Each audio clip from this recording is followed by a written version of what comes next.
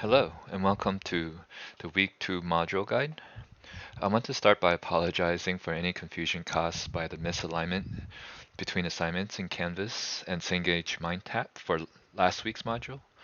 Um, I reviewed I reviewed both platforms, and the assignments should now be correctly synced across both.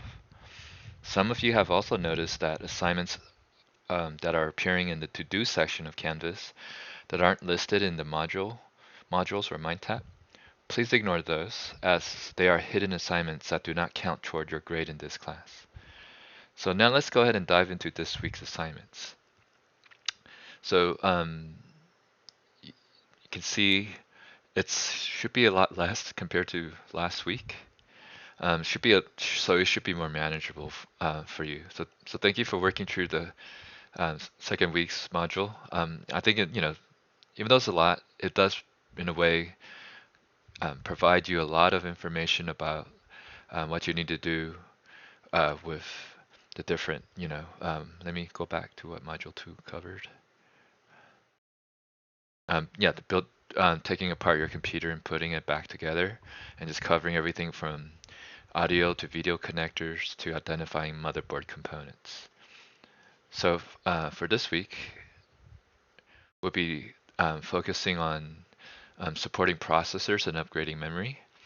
So once again, I color coded the different assignments to kind of give you an idea of what to do each day. So on Monday, I recommend that you do, it's a little bit out of order, but the module 3 reading, which is here, and then the flashcards after that, and then the quiz.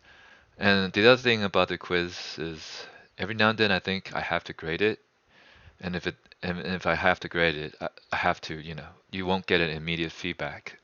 So because of that, I kind of made some changes. So if you kind of look at the top, let me go ahead and talk about some of the changes I've made since last week.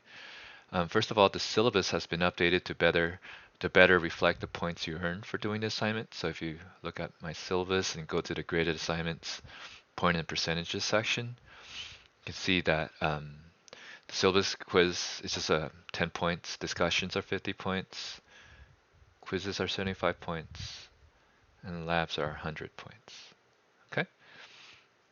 Um, what is the dates haven't changed and assignments pretty much stayed the same. Okay. So for the second point, the due date for the quizzes have been updated to be due on Friday at 3 p.m.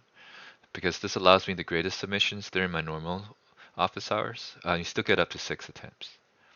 So speaking of attempts, I forgot to mention that you also get 6 attempts. You also get 6 attempts for doing the labs.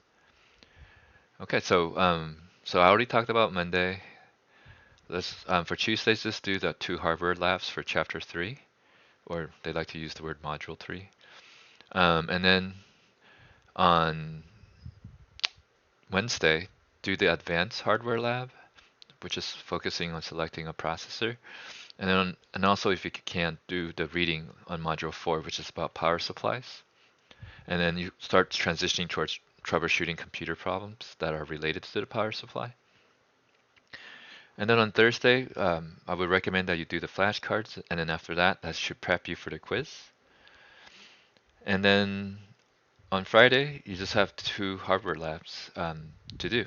So if you follow this pacing schedule or the flow for week 3, you shouldn't have any assignments that you need to do in the weekend other than resubmissions. Okay. And then I have also looked up some couple of YouTube videos that kind of keep what you're learning current. And so one of them is about the top 5 thermal paste for 2024. And I have experience with and this brand here they're showing Gelid. And then there's a few other brands that they'll rank in the video. And then this one, it's the best coolers for 2024. So it covers everything from air cooling to liquid cooling. So by all means, check out those videos. They're really useful. And then you get to look at some neat updated cooling components for your computer. So I guess one last thing is to the discussion for week 3. So for our second discussion that is focused on building in your own computer, please share which RAM, SSD, and CPU cooler you would choose for your ultimate gaming setup. And please upload a picture for each component, so at least 3. Feel free to upload more if you like. So for example, for me, I had positive experiences with G-Skill RAM in the past. Although it tends to be more expensive than other brands, the performance and reliability makes it worth the investment. So since I'm using an AMD processor, I'm going to go with the AMD Expo series, and I'm going to go with 64, right? So, just hypothetically that I won the lotto, budget is not a problem, which provides plenty of capacity for AI tasking gaming. I think really they recommend 32, but hey, this is my dream computer. I can go above 32. So most likely I'll be getting, 4 sticks of these nice RAM.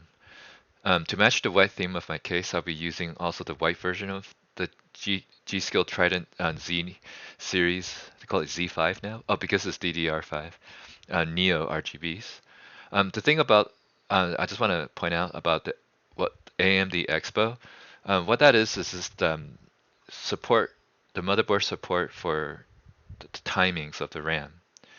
So in the past, most RAM are spec'd out for Intel motherboards. So what that means is if you have an Intel motherboard and you plug in an the Intel version is called AMP.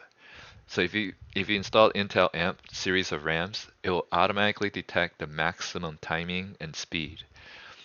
So what I had to do is go into BIOS and manually configure that, which is a hassle.